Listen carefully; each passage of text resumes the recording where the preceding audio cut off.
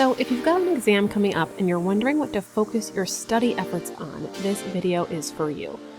Let's look at this diagram here. First, we have this big purple circle, and this represents everything there is to learn about the field. So if you are in Psych 101 or Bio 101, there is so much there that you could potentially learn. Then we have this blue circle. This is what the textbook covers. Now, obviously, it's a big bulk of what's in the field, at least at the surface level, but there is a significant amount of stuff from the field itself that is not covered in the textbook. It's important to be aware of because you don't want to be searching all over the internet for information about a topic if it's not covered in the textbook or covered in the course. That can really get confusing. The green circle is what is covered in class. And you can see there's a big overlap between what's in textbook and what's in class, but there is some stuff covered in class that is not in the textbook. And then we have this pink. This is the extra focus. Those assignments, those discussions, the extra time in class spent on things. You really want to pay attention to what your instructor is emphasizing.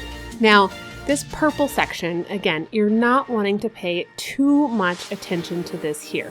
Don't worry about this. Don't get distracted by this. Focus 0% of your study effort here.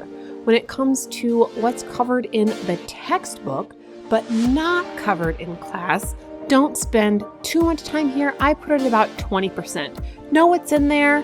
It's there for a reason, but know that the stuff in class is probably the most important. This is why we have 80% of study effort left.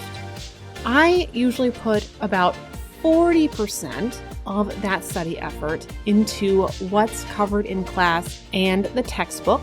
And in this pink section, another 40% on what the instructor puts extra focus on.